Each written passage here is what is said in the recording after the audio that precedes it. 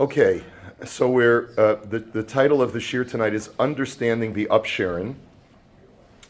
The Upsherin is something that is not found in the Shulchan Aruch at all, and therefore it's not surprising why it's not a widespread minhag in many different circles, but it's become in more recent years much more widespread, a la so many of the various minhagim that we never grew up with, which have become popular, like the Schlissel Challah, and like we've spoken about that in previous years, which may be idolatry, we're not sure, right? Right? And so many other of these minhagim, which are not found in the traditional sources, but seem to have cropped up in the last few centuries, basically among Hasidim, and as we become more of a unified information age where there's more homogeneity of sharing of information, so some of these minhagim, because they make us feel, they add to the texture of our celebratory experiences in life, the life cycle or whatever it is, so many people have taken them on. I know, even personally, I can share with you, I'm not ashamed to share with you, that my first 6 or 7 sons, I did not have an Upsherin for. And in the last 2 or 3, I did an Upsherin. Just because it had become in vogue, and I felt that, what can we do to make this a special occasion? Now, of course, we know the famous vort, Ki ha'adam eitz hasadeh. The Torah says that a human being is like the tree of the field, and it's said at basically at every Upsherin you hear the same Dvar Torah, because that's all we know, right? Is that the Torah says that for Orla for 3 years, et cetera, et cetera. Okay. But the question really is, okay, so what are the earliest sources for the Upsherin? The 2 earliest sources that I'm aware of are from Reb Chaim Vital, recording the minhag of his Rebbe, the Arizal, and we're going to see a non-Lurianic source from around the same time, the 17th century as well. Okay, so that's on page 1. So the first is from Reb Chaim Vital, the Shar HaKavanos, where he talks about Sfiras HaOmer. And of course, by the way, there's before I get started, let me just point out, there's a certain ambiguity of doing the Upsherin on Lag BaOmer, because we know that there's a minhag of doing the Upsherin at 3 years, but there's also a minhag of taking, that scene of taking all the kids to Meron on Lag BaOmer and giving them a haircut. So which one is it? Is it Lag BaOmer, or is it the age of 3? So actually, they're different minhagim. Some people say, there's multiple minhagim. Some people say that it's not even 3 years old. Some say it's 2 years old. Some say it's 4 years old. Some say it's 5 years old. It's very interesting how various different minhagim proliferated. But to reconcile the 3-year-old and the Lag BaOmer thing, they basically, I saw in a sefer, they basically say as follows. If the birthday is immediately, or not immediately, but close to Lag BaOmer, either before or after, then you have justification for the benefits of Lag BaOmer to do the haircut on Lag BaOmer, and preferably in Meron if you're in Eretz Yisrael, by the kever of Rabbi Shimon Bar Yochai. Right? So that's that's how they get around it. Is that, approximately, it doesn't have to be Dafka 3, but as long as it's not too distant from Lag BaOmer, you can do it either the Lag BaOmer before or after the child's third birthday. Other minhagim, other svarim say that no, there's Dafka and Inyan to do it on the child's 3rd birthday, and that takes priority over it being done on Lag BaOmer. So, variety of minhagim. Okay, that's all I can say. So again, let's take a look at the earliest source, or one of the earliest sources, from Reb Chaim Vital. First, he talks about Lag BaOmer, and he says, "Inyan minhag shenagu Yisrael aleches b'yom Lag BaOmer al kiver Rashbi v'Rabbi Eliezer b'no." The source of the minhag for everyone to go to the kever in Meron of Rabbi Shimon Bar Yochai and his son Rabbi Eliezer, asher kvurim bi'ir Meron kinoda, as everyone knows, they're buried in Meron. Va'ochlim v'shosim u'semechim sham, and people eat and drink and rejoice there. Ani ra'isi l'morizal, I saw my Rebbe, the Ari, shahalach l'sham pam echas b'yom lag la'omer, that he went there one Lag BaOmer, hu v'chol anshe beso, he and his whole family, the yashav sham shlosh yamim rishonim shel hashavuahu, and he stayed there for the first 3 days of the week, I suppose, I guess after Lag BaOmer. I think that's what he means. V'zeh haya pa'am harishon sheba mimitzrayim. And this was the first time that he had come, I think that's what it means, that he had come from Egypt. Maybe it's referring to the first year that he had come from Egypt. I don't know. Aval ein ani yodeya im az hayabaki v'yodeya b'chachma hazu anifloa shehisig achar kach. I don't know if he was even aware at the time when he went to the kever of the great benefit that he was receiving at that time, or if that only happened in subsequent years that he went to Meron.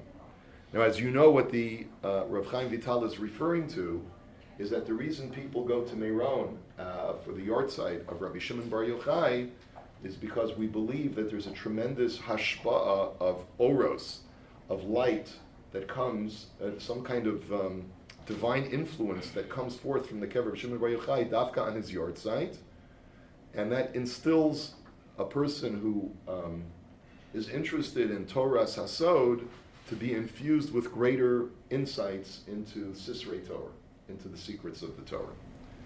But then he says in the second paragraph, the Harav Rabbi Yonasan Shagish Heyidli, this must be another Talmud of the Ari, Shebeshana Harishon Kodem Shahalachli Ani Etzla Lilmod Im Morizal, that in the first year, before I actually had gone to study with my Rebbe, Shaholich es beno hakatan sham im kol anshe beiso, and this seems to be not on Lag BaOmer, because it sounds like I once saw him go on Lag BaOmer.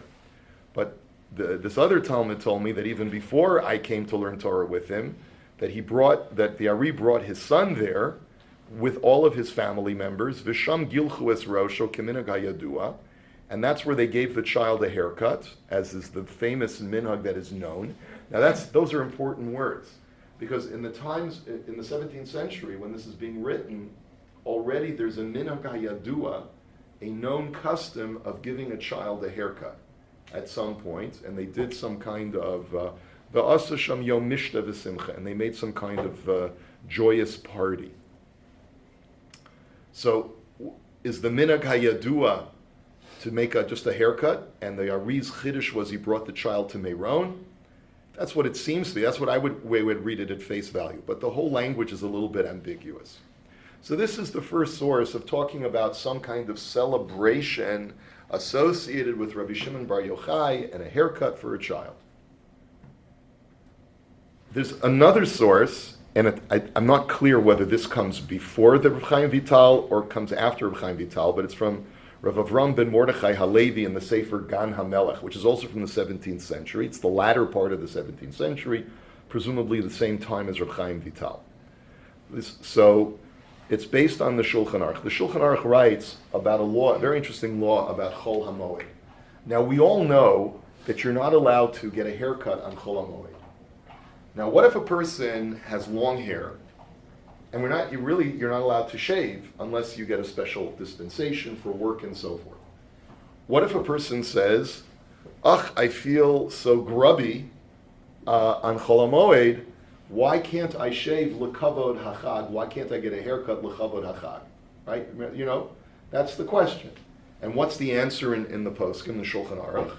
The answer is that the reason why we ban you from getting a haircut during Chol HaMoed is because you might just delay your personal grooming to do it at a time when you have extra free time during Chol HaMoed. So to prevent that from happening, we ban you from getting a haircut during Chol HaMoed. And so therefore you have to groom yourself before the Chag.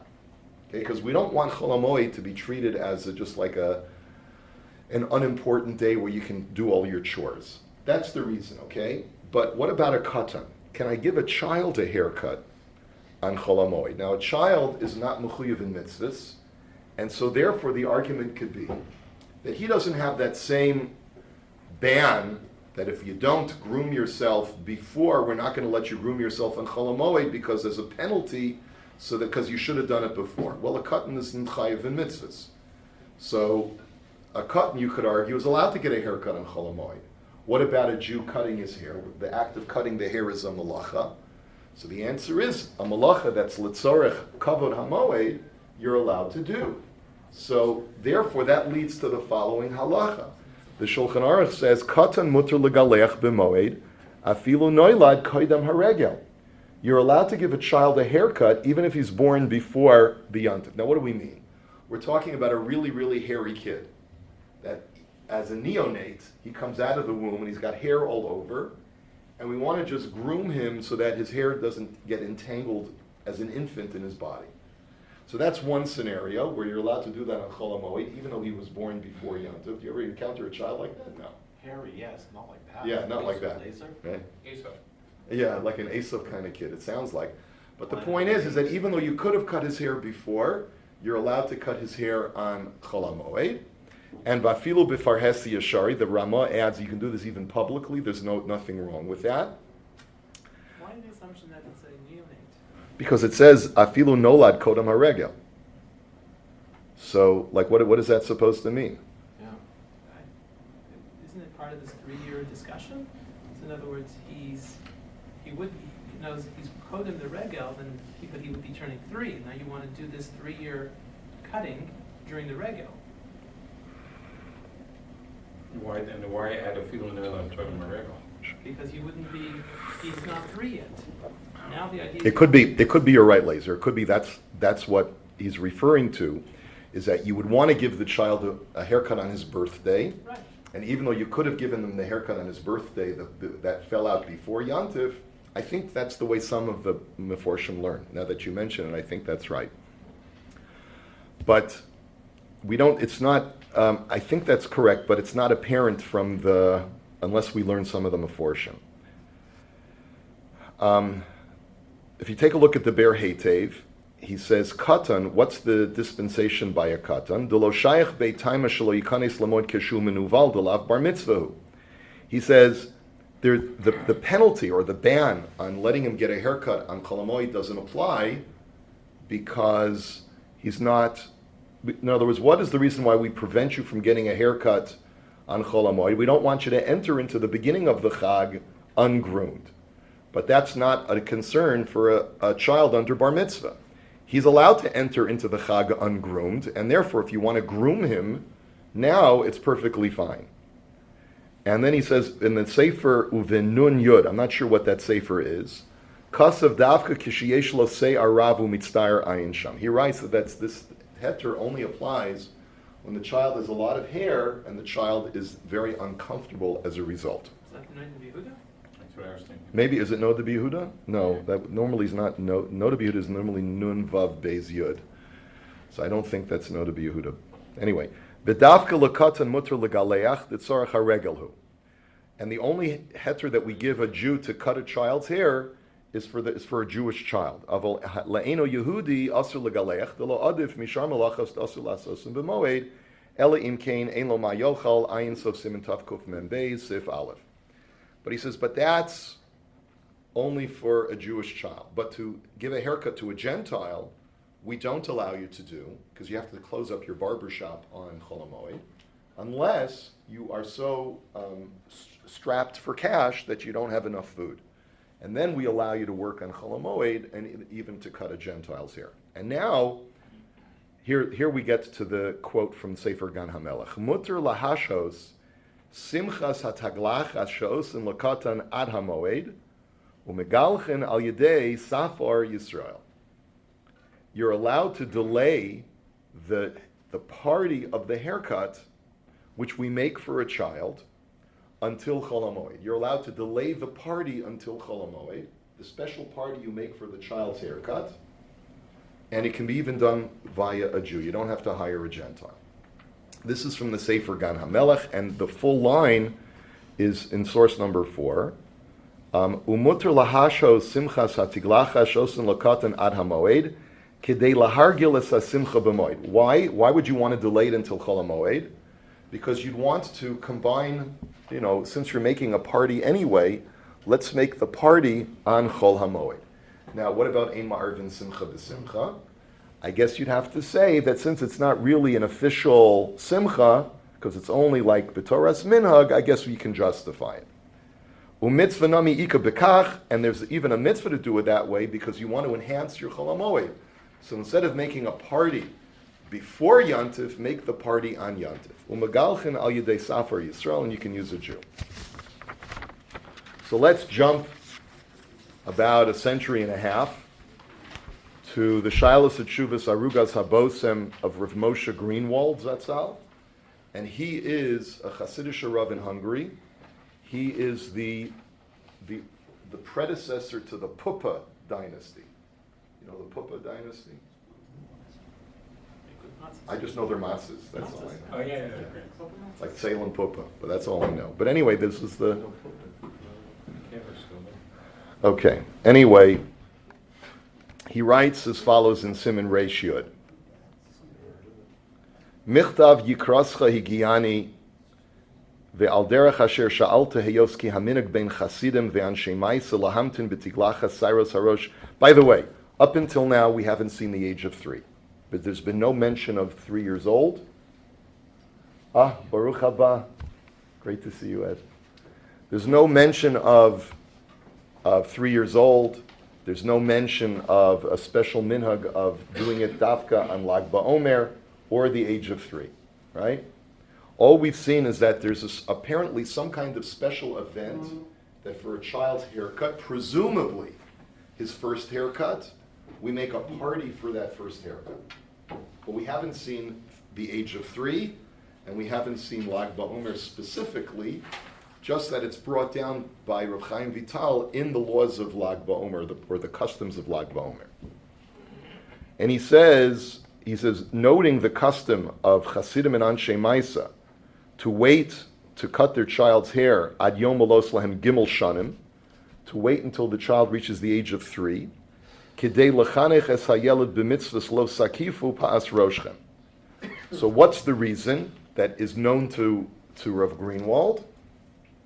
Because you want to educate the child in one of the earliest mitzvahs that the child is capable of understanding. You want to educate him in the mitzvah of lo bal takif, that you're not allowed to shave off your payas. Now, how is a child supposed to know that he's not allowed to shave off his payas? So what we do is we let his hair grow really long, and then when he's old enough to understand, which is at the age of 3, we cut off all of his hair except his payas, and that educates the child to know that a Jewish boy has to have payas. Right? That's the educational process, and that's why we wait until 3. That's essentially what he's saying. You wait until 3 because before a child is 3, he doesn't have das. So at the age of 3, when he starts to have das, do something to show him a mitzvah that he'll understand, which is the mitzvah of bal takif. Don't take off your payas. Okay? Is there any connection between this idea of the mitzvah at 3 and I remember with our kids we put on tzitzis for them when they were 3. It lasted about 30 seconds. We'll get there. V'huzkar minhag zeh b'be'er teitev simin tavkuf lamed aleph shehevi sham b'shem gan hamelech demuter la'acher simchas tiglachas abein ad chol hamoed ayin sham. And he says, and this minhag is mentioned by the Sefer Gan HaMelech. Now, Rav Greenwald is taking some liberties, because we saw the Sefer Gan HaMelech inside. He said nothing about the age of 3, but he's assuming that it has to do with the age of 3 that we have a minhag today. Ve'ata nafshecha b'she'elascha heyos ki bincha hayeled amram tzvi sheyichya machmas chalishus mizgo kaved alav sa'aros rosha. So your shaila to me is like this. You have a wonderful little boy chick. He's under the age of 3, and his temperament is such that he has a weak constitution, and you're concerned that his hair is really bothering him, and it's really getting to be cumbersome, and it's making life miserable for this poor little child. So you want to be able to give him a haircut before he reaches the age of 3. Im tekayim bo minhag hanal gam lifnei melos lo gimel shanim, o yesh kepeda lahamkin davka ad gimel shanim ki lo matzasa malkam kepeda bazeh. He says, is it okay to give him the haircut before the age of 3? Or, and then you'll, like at 2.5, you'll teach him the mitzvah of Bal Takif. Or, is there dafka an inyan of waiting until dafka the 3rd birthday? Da ahuvi bini. He says he's writing to his son, who has a little boy. Okay, and I want you to know, my son, Shekol min hagam shel Yisrael Torah, v'yisodasam b'hararei kodesh, that all of the customs of the Jewish people are Torah and are based in lofty holy mountains. Bifrat minhag shenagu bo chasidim v'anshei maisa. And this is certainly true if this is a minhag that saintly people have already adopted. V'gam minhag anal lahamtin abalos lahaben gimel shana matzasi lo yisod b'divrei razal b'medrash yalkut parshas kedoshim. And the truth is, I have a very good source for this minhag of waiting 3 years based on a medrash in the Yalkut on Parshas Kedoshim, Yalkut Shimoni. You should know the Yalkut Shimoni almost always is quoting from earlier midrashim. Why do great poskim quote from the Yalkut? Because they simply didn't have access to these other earlier midrashic svarim. So the Yalkut was really a milaket. It was a gatherer together of various different midrashim. The pasuk unatatem kol eitz ma'achal va'araltem orlaso es piryo. The Torah says that the first 3 years of a tree's growth, what is the produce? The produce is orla. Midaber betinok shalosh shanim. Says the Medrash that this pasuk is talking about a child who is 3 years old. Yihiyeh lochem arelim she'eno yachol lo lahasiach v'lo ledaber. And for the first 3 years, the child shall be uncircumcised, which really means like closed up, which really, when you think about it, the word arel means closed. It's morphologically that's the idea of a foreskin, right? And so the idea here is that the child is unable to speak, to communicate properly before he reaches the age of 3. Uveshana hariviyis yihiyeh kol piryo kodesh sha'aviv minchancho l'Torah. And then the Torah says, on the 4th year, all of the produce shall be holy, which means that when the 4th year of the child's life arrives, on his 3rd birthday, meaning when he enters into his 4th year, that's when the father has to begin to educate the child. And therefore, hilulim shemahalel lahakadosh baruch hu. It becomes a time of hilulim, to say hallel to Hashem, because you have a child now who is capable of learning Torah. Harei ad shalosh shanim ein nachon lechancho l'Torah, dehu bebechina shalosh shanim yeh lechem arelim. So what you see from here is that until a child reaches 3, you shouldn't even try to teach him Torah, because he's not receptive to it. He's not capable, he's not receptive. And by the way, I saw in a sefer that it talks about this idea. Why then do we say like Torah Tziva Lanu Moshe and Shema Yisrael? We teach with our kids, even at a much younger age. They say that's not really the intensive kind of education of doing mitzvahs that we're talking about over here. Practicing mitzvahs is what we're talking about out of here, to be mechanech the child to perform mitzvahs. A pasuk amol Torah Tziva Lanu Moshe, a child even younger than that is capable, but to start doing mitzvahs, you have to wait till he's 3. And that's what he says. He says that's what we're talking about when we talk about doing mitzvahs.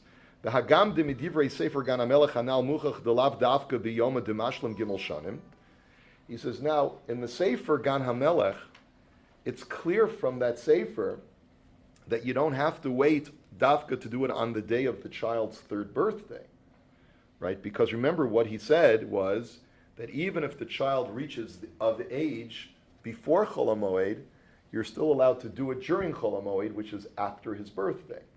He says, because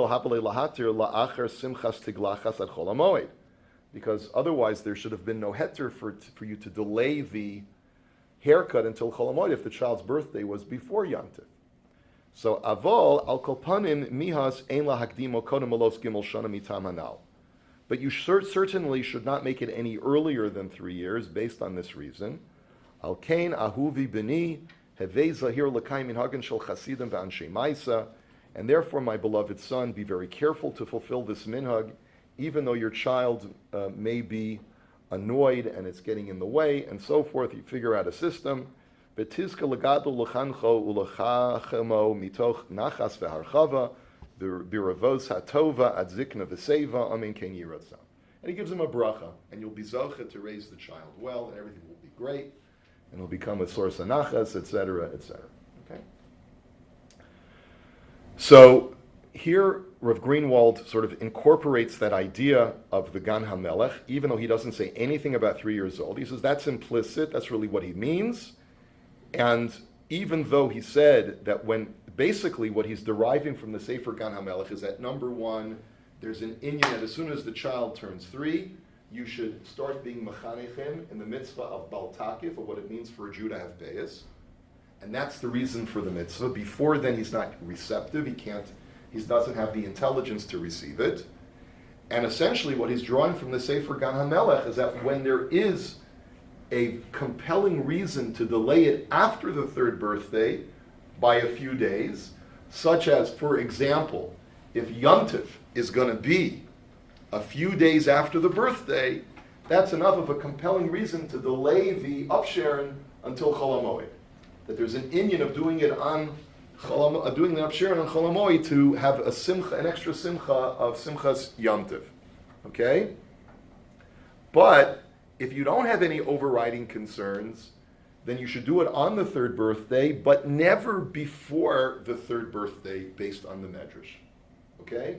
So that's clearly not like the minhag that some people have to go to Meron within the child's 3rd year before he reaches his 3rd birthday. But that's at least according to the Sefer Arugas HaBosem. Okay? Now, in the Sefer, also a 19th century posek, or maybe perhaps early 20th, I'm not sure, our Farkasta Da'anya, this is Rabbi Sperber, I think is the grandfather of Daniel Sperber, if I'm not mistaken. He makes note of the tshuva from the Arugas HaBosem, and he writes, and I'm just giving you a short little piece from the larger tshuva. He says, "V'simchas hatiglachas ikanami lemishma b'divrei medrash hanal. Deka'omar hilulim shemahalu laHakadosh Baruch Hu." So he quotes the same medrash as the Arugas HaBosem, and he says the argument for making a party, davka, is from that very same medrash, because the medrash says the word hilulim is the word that is used in the pasuk to describe the produce of the 4th year, kodesh hilulim. And the medrash says, what does the hilulim mean? It means you should have praise to Hashem once the child reaches the age of 3 years, full years old. He enters into his 4th year. So Rav Sperber wants to argue that's also the makar for having a party, because the word hilulim means let's have a happy event. Let's praise Hashem with happiness. Va'asi shaper nami l'meimar, dahavitayme d'ma'akven ad lag ba'omer. And he further says, and I can also use the same medrash to justify why some people have a minhag that even though the child is already 3, they wait until Lag BaOmer to give him the haircut after the age of 3. And why is that? He says, Dehu Yom Hilula de Rabbi Shimon Bar Yochai, V'habale Kodesh Hilulim Trei Mashma. And again, the word Hilulim. What do we call Lag BaOmer in mystical parlance? Hilula de Rabbi Shimon Bar Yochai. So Hilulim, Hilula goes well, right? So he says, Hilula de Mahalel Avi Haben La Kodesh Baruch Hu B'Yom Hilula de Rabbi Shimon Bar Yochai. We give praise and make a party on the day when we give praise to the Rashbi for bringing down the Torah's Hanistar into the world. Velule mistafina, I think is what this Rashi Tevos means. Were it not that I was hesitant, I would say as follows. Yeshlomar, oh, tam shayachos gezizas asairas belag ba'omer. I can offer you another mystical reason why we do haircuts on Lag BaOmer. He says, Al pi ma shekaslu b'sefer hakavanos de belag ba'omer huzman siluk o hamtokas hadinim ayin sham.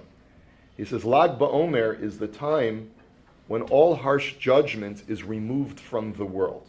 It's a time of the in the Sphira process.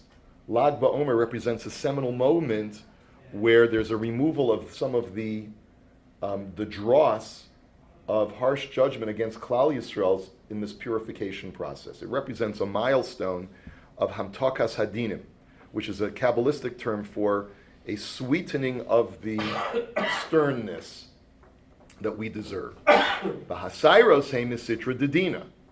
What does hair represent? There's a lot of discussion in Hasidus about hair.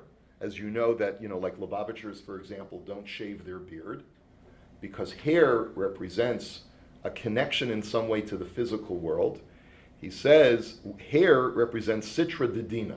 It represents a way of combating the side of harsh judgment. And that's why you let your hair grow long, and it connects to that negativity, that spiritual negativity, and combats it. V'ayin Zohar HaKadosh Ba'aloscha daf kuf nun aleph diramas l'kachas halavim l'chein gozes im hasayros bo bayom v'rachamim goyver. He says that's the idea of why the Levium had to be shaved, but it's also the reason why a Nazir has to let his hair grow long. But the bottom line is that either shaving of the hair represents a time when we don't have to combat the Sitra Didina, we don't have to combat against the harsh negative spiritual elements, and therefore Lag BaOmer is the time to shave the hair to represent that we've elevated beyond that point. Normally a chassid has to let his hair grow long as a way of combating the Sitra Didina, but when the Sitra Didina disappears from the world, you can shave off your hair. And that's the difference between a Levi and a Nazir. Okay? Uvalav hachinira delo nachon la'akev. But then Rav Sperber writes, he says, but beyond that, I don't think it's correct to wait beyond the child's third birthday. Dekvar amru zal chaviva mitzvah b'shaita dekeven da'asmechinon leminhag zeh akra degzera shava arelam yihiyu vaday ein lahaktem. He says, but based on, you're always supposed to do a mitzvah at the proper time, and based on what the Medrash had written, that a child stops being an orel, he starts becoming receptive by the entrance to his fourth year, then for sure, and he's considered to be an orel before then, so surely you can't make the haircut before that third birthday, just like you can't give a child a bris before his third birthday. I mean, before the 8th day. You can't give a child a bris before the 8th day. Even if you circumcise a child before the 8th day, he's still considered to be an orel. So you can't for sure give him a haircut before his third birthday. But just like by a bris milah, you're not allowed to delay it once the 8th day arrives and the child's healthy. You're not permitted to delay the bris even by 1 day. So therefore, if we're comparing a child to an orel in this sense, from an intellectual level, so then you should dafka have to do it on the third birthday, just like you do a bris on the 8th day. Umi ba besod Hashem ladas kama tivusa letinok b'kiyum bo mitzvahs chinuch b'yom demishlam zimnei. And who among us can know the deeper mystical benefits of beginning a child's education dafka on his third birthday? And he says, Ayin Yoredeya, which talks about Hilchas Talmud Torah for a child. Now he deals with another question. The question is, Dad is on a business trip, and he won't be getting back for another 3 weeks. So we have the option of doing the Upsherin on the child's third birthday, or waiting for Tati to come home and doing the Upsherin then. So he says, V'im yesh lahak b'tshia av ba'oso chinuch, ein mogen avram simin shimem gimel sivkat and aleph of machzis ha-shekel sham, uvarashi reis maseches chagiga diver maschel eze katan, shekasav hatilu chachamim al aviv al imo lechancho b'mitzvos. That Chazal place the onus of a child's education on his father and mother. Uvagilyon marsha sham kasav dezel tzarech iyon de'ein ha'im chayeves b'chinuch ha'in sham. And the question is, why does Rashi say that if the onus of education is not upon the mother, but only on the father, as the Gemara says explicitly? Ulanias daiti yesh lomar, dehecha de yesh lomar av, ela delese gabe, ha'em chayeves lechancho b'makom ha'av.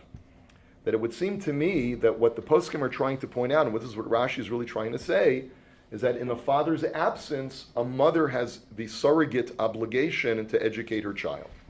V'chein yesh lahochiach mitois v'shan samuva b'trumas hadeshen, etc., etc. Uv'zeh misyashev shaper kushas, whoever that abbreviation is, in Maseches Sukkah. But so therefore, what do we see from here? He says, Mikol makom yesh lomar demihad amru zal sha'aviv mekadsha l'torah mashma devadei nachan yoser shia aviv davka b'chinuch zeh. But certainly the mitzvah of Talmud Torah certainly it's much better for the father to be the initiator of this mitzvah for the child. V'kama gedolim divrei chachamim l'kaimim devarim kichsavim. And you always want to optimally fulfill the words of the sages in the way that they present it, which is that the father should teach the child Torah. Umehai time anomi chayv adam lomar b'lashon rabba v'zeu bichlal omer zal kol osa mitzvah echas k'ma'amar ein mevashenos o b'suros tovos. That anyone who does a mitzvah k'ma'amara, like in the way that it was commanded, he will never receive bad tidings. Va'od the mitzvah bo yoser mibishlucho, and it's always a mitzvah to do it by yourself more than to appoint a shaliach. And therefore, he seems to be implying that the father needs to be present in order to do the mitzvah of chinuch for the first time for the child. And it would therefore seem, I'm sort of extrapolating from what he's saying, that if you need to delay it in order for the father to be there, it seems that that's what he's posking. Now, one more tshuva I want to see with you. And this is the Shilas Tshuvas Maharam Mibrisk. This is not a Brisker Rav, this is not Brisker Torah. This is a Hasidic Ungarish Rav from the 19th century who came from the town of Brisk. Okay? It's Rav Mordechai Mibrisk. Now, we're not going to go through the whole tshuva because the first third of the tshuva, he quotes Rav Greenwald and just questions where, that perhaps Rav Greenwald took some liberties in interpreting the Sefer Gan HaMelech to refer to the third birthday. But then, if you go down a little past the halfway point in the first column, where he says, it's in the middle of the line, it says, Ulanias daiti yesh lomar od bazeh. Does everyone see that? Yeah. Okay. Ulanias daiti yesh lomar od bazeh, devadai chinuch hatorah chadahu im giluach hanaorim. He says, the whole mitzvah of getting a haircut, in other words, in trying to understand why dafka the child has to be 3 years old, is because we're supposed to align a child's haircut with the age when he's supposed to be educated. Dehein yadua shebein hamidos hayoser geruos hu hagaiva. And so, let me explain, he says, we know that one of the most foul personality traits that a person could possess would be arrogance. V'chemo shemidas hakiniya tisagel es ha'adam lemidos tovos u'lechachmas ha'torah shenim shala l'mayim sheyored l'makom namoch. Just like we know that humility is the necessary ingredient to make someone receptive to Torah study, because as Chazal say that just like water flows to a lower point, so to anyone who mentally flows to a lower point will be able to receive the water of Torah. Kain hagaiva sha'aser af shemetz minehu ka'avodah zara sha'aser b'kol shehu torid es ha'adam le'imkei sha'ol tachtis. So too, conversely, arrogance, even a small amount, is compared to avodah zara, and it'll be very, very destructive. Ka'amram zal ben adarm daf nun hey ala kasuv umibamos hagai v'nishkaf al pnei hayishimon ayin sham.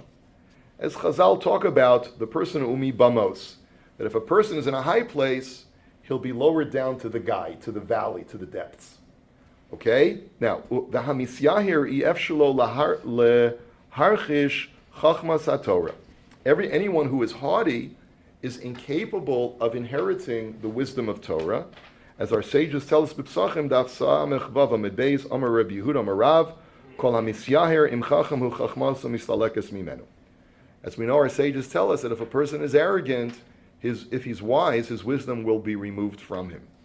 V'al kein dorshu chachameinu zal al hakra da adam ki amus ba'ohel she'ein haTorah miskayemes el b'mi she'meimis atzmo aleha. And that is consistent with a medrash in Parshas Chukas, where it says, Adam ki yamus ba'ohel. When a person dies in a tent, Zos haTorah, Adam ki yamus. So this is the Torah. When a person dies in a tent, if a person really geschmetters himself, destroys his sense of ego, he'll be able to study Torah properly. Okay, it's the same idea. Hainu shia nechshav be'enov kilo eno kasher ono omrim ve'achshav shenotzarti kilo lo notzarti. Like we say in our prayers on Yom Kippur and Rosh Hashanah, that Hashem, now that you've created me, I'm still like a gornished, I'm a nobody. Uma kol shekain she'ef shalil motor bekavana zako uritzuya b'li shemorim mehayet sahara V'apinios im yesh b'ha'adam shemetz gavhus. He says it's certainly impossible for a person to study Torah with a clarity and a desirable kind of attitude if he's going to if there's no protection from the Yetzer Hara and the haughtiness that is within. V'imrotza adam shia toras, now we're in the second column.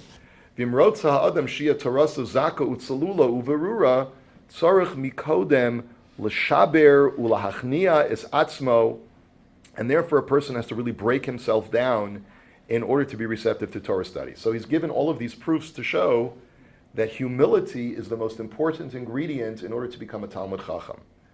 V'lozeh ramza Toraseinu hakdosha v'yitnu elecha shemen zayis zach kasis lamaor. This is almost like a drush in the middle of a tshuva. He says that's why the Torah alludes to this when it says in the mitzvah in Parshas Tetzaveh, they should take for you pure olive oil, which is crushed for the light of the menorah. Okay, right, beginning of Parshas Tetzaveh. She'im rotza ha'adam lirchosh or haTorah v'sheyiyeh zach b'li shmarim tzarich lios kasis. That if a person wants to inherit the light of Torah, that's what the light of the menorah represents, and he wants that light to be pure without any dross in it, without any impurities, he needs to be kasis, he needs to be crushed. Hainu l'shaber ul'hachnia, to break and to humble. Va'az ya'ir ba'or tarasa, then he'll be illuminated by the light of his Torah. V'yomarti b'derech malitza v'remez l'farish hakra b'parshas kedoshim. And now let's get to our connection to the prohibition of cutting off your payas. He says, if you look carefully at the words of in the pasuk in Parshas Kedoshim, it says, Lo sakifu pa'as roshchem, v'lo sashchis eis pa'as zikanecha. Do not cut off the corners of your head, and do not destroy the corners of your beard. Dehein matzinu lashon hakafa kishana rotzim lechaber ulahatim shnei dvarim biyachad nikra hakafa. Now the word hakafa has two meanings. The biblical meaning is do not remove. Do not remove the corners of your head. But there's a Mishnaic definition of the word hakafa, which means to conjoin two things together. He says, Kemo makifin shnei chavuya so makifin bavua. Such as you bring two barrels together to create a makeshift oven. This is the Gemara in Beitza, I think, right? Are you allowed to do that on Shabbos to make a makeshift oven? So the Gemara says you can bring two barrels together. O makifin bavua. I think that means, I don't remember. Does it mean that you can join two shadows together? But I'm not sure if that's the correct translation. Ve'hein ha'osios shebepeyos dahainu ha'os harishon ve'ha'acharon shel tevas rasheichem hu ram. So now he says, let's look at a little bit of the. Is it an Erevin? Yeah, the shadows. Okay, so he says like this. Take a look at the word rasheichem or rosh. Right. Do not take off the payas of your head. And what's the first and last letter of the word rasheichem? Reish and mem, which is ram, which is elevated or lofty. Uvetefas zikanecha huzach. Take a look. What is the word for your beard? Zikanecha. So the two places that you're not allowed to shave are your payas and the corners of your beard, right? The word head, reish mem. Zikanecha, first letter, last letter. Zayin chaf spells zach. V'ka'amra haTorah hakdoisha shelo takifu v'tichabru aleichem es pa'as roshchem. And what the Torah is basically telling is, lo sakifu, do not conjoin together the corners of your head, hainu osios ram, which is representing haughtiness, ram, which is to be haughty, shalotiu beinechem ramim ugvon, don't be haughty in your own eyes. Laman, why? Shalotashchis es ha'osios shepa'as zikanecha, so that you don't destroy the word zikanecha, which is zach. You want to retain the purity of thought, of Torah study. Don't be ram, so that you'll always maintain zach. Shehu zach she'im tiyu ramim be'inechem yef shalio zach b'li shmarim. So that if you want to be pure, you can't have this haughtiness of loftiness of ram.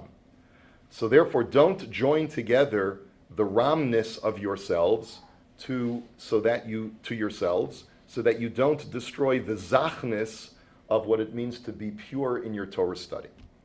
Memela, im anarotzim lahakdishas haben laTorah. Now let's go back to the boy. If we want to sanctify the child in Torah study, tzrichin l'sharesh v'la'akor kol davar hamevi lidei geya v'gam. We have to eliminate anything that will cause the child to become haughty. Now, this is where we have to be very careful in our social commentary of what a birthday party for a 3-year-old looks like today. When a child has a 3-year-old party, a third birthday party, what do? We give him a special hat, we give him a special cake, we maybe even give him a crown, make him think that he's the most special boy in the world. Because that's what we're supposed to do as parents, raise our children's self-esteem. So comes along this Sefer Maharam Mibrisk, and he says, but what's the whole function of what we're doing at an Upsherin? He says, V'hein yadua, we have to remove anything that's going to bring this child to haughtiness. V'hein yadua shahasairos hanaos mevias ha'adam lios misga'eh bahem. And we, after all, know that what is the thing that makes a person haughty? When he's got a beautiful head of hair. Just look at Laser Friedman's hair. Isn't that, he's got such a beautiful head of hair. Wouldn't people, if everyone had a head of hair like that, everyone would be like, it's amazing that Laser's not a Balgaiva because he's got such a beautiful head of hair. But he says, we all know that the thing that makes a person a Balgaiva is his beautiful hair, right? Just, the hair blowing in the wind in slow motion, and he moves his hair. And right, so that's the Kideisa bin Adorim Daf Tes, Uvenazir Daf Dalet Amud Beis b'Shimon HaTzadik. We all know the famous story about the Nazir who came to Shimon HaTzadik and had the beautiful hair, and he said, "I'm going to make you grow long because I saw my reflection in the water, and I realized that I was so beautiful, and then I felt the Yetzer Hara getting a hold of me, and I said, no, I can't do this. I got to let my hair grow wild." Avshalom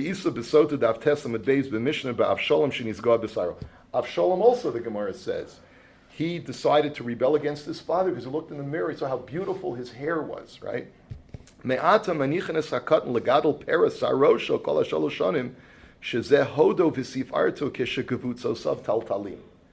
that's why we train a child in his first 3 years of his life to let his hair grow wild. He looks like a Vildachaya, an unkempt, unattractive little girl, right, when he's really a boy, right? And that's to train him to not be concerned about his personal appearance. And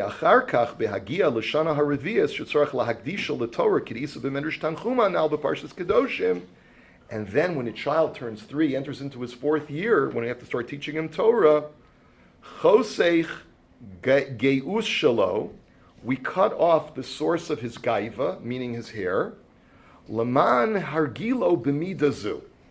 In order to train the child, we're taking away your hair, which could potentially be the source of your gaiva, in order that you should know, my beautiful child, that you're not so beautiful, that you shouldn't become a bal gaiva. You're not the king, right? So, v'yiyah mukdash u'mesugal u'limud ha'Torah. And that is what will create a proper environment for the child to become a Torah scholar. And why do we leave his payas? So that he'll realize that he's different from all of the other nations of the world, from all of the goyim. So that he does not assimilate with them. And the payas are the distinctive sign on the body, just like the bris is a distinctive sign on the body. Now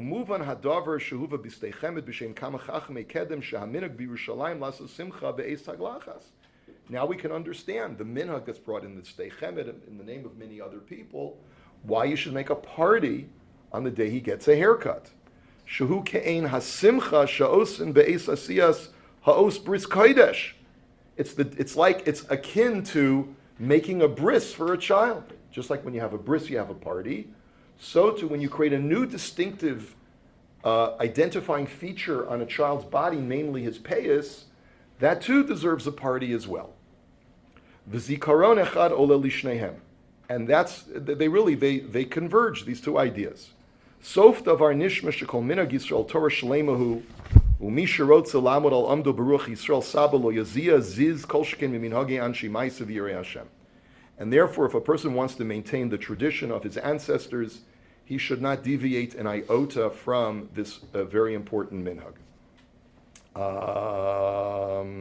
Okay, skip the brackets. Etc., etc., etc. Final salutations, and in the name of Mordechai. Okay. So we had this long arichus from the Maharam Mibrisk to explain that the whole function of an Upsherin is to create an ethical foundation or a character-building foundation for the child so that he become receptive to Talmud Torah. So instead of putting a crown on his head when he has his third birthday, we're teaching him, we love you, but now realize that by getting rid of your beautiful hair, it's now time for you to study Torah. And remember, your payas makes you different from the rest of the world because that shows that you're a little Jewish child. Okay, just skip to source number 9. In this article, I found Chinuch Yiladim B'Tisparet Chalaka. And he just brings one last thing that I'll share with you, which is one of the Chabad Sidurim in Pirish Maharid Miladi. Yeshno Hezber al pi Kabbalah shelo legaleach hatinok ad melos lo shalosh shanim b'gemara Reishis Hagez noig ba'aretz v'chutz la'aretz. He says, what is this based on? He says, why do we wait until the year 3? Here's another reason. The Gemara in Chulin says that the mitzvah of shearing your sheep, the first shearing has to be given to the temple. And the Gemara undertakes the question, is this a mitzvah hatluya ba'aretz or not? Is it a mitzvah that only applies in Eretz Yisrael or not? And the Gemara in Chulin says, no, it applies everywhere. K'moshe kasav migeis tzamcha titein lochziv u'migeis kivasim yitchamem. And we know that the shearing is associated with sheep. Ki beishamai omrim, I think that's what the abbreviation is, kivasim lashon kovesh avon, yashuv yirachamenu yichbosh avonosenu. It's a misprint. He says, what does the word keves come from, the word sheep? It comes from the word kovesh avon, to overcome sin. V'chein leviim v'he'aviru sar she'ishinikas achitzona misairos, aval nazir kadosh yeh gadel pera. So he says that the idea of shaving the hair is supposed to in some way represent a suppression of this evil force that connects to the hair. Okay? Uven shalosh al derech ben shalosh shanim he kir Avraham isbaro ki shalosh shanim orla. That why 3? Because that's how old Avraham was when he was capable of recognizing his creator, according to one opinion in the Medrash. And that's up to 3 years you're in Arel, intellectually you're not capable. B'nosein lekohen, and you give the shearings to the Kohen, which is what you do with Reishis Hagez, Bechinas v'Rav Chesed v'chulei, because you're supposed to, the Kohen represents the Midah of Chesed. So by presenting the hair to the Kohen, it represents Chesed. You're in some way overpowering the forces that connect to the hair and bring din. The Aharon ben Shalosh u'shmonim shana b'dabram el Paro, and then he quotes the pasuk that in Parshas Va'era that says that Aaron was 83 years old when they spoke to Paro, and he and Moshe spoke to Paro. Moshe was 80, Aaron was 83. Ki shalosh bechinas orla, orlas levavchem, v'achar kach hikir gam kenes boro. And why is that? He doesn't really explain, but I guess when you say that life begins at 80, I guess for these great people, Aaron and Moshe, Aaron had to reach the age of 83 in order to find that full maturity.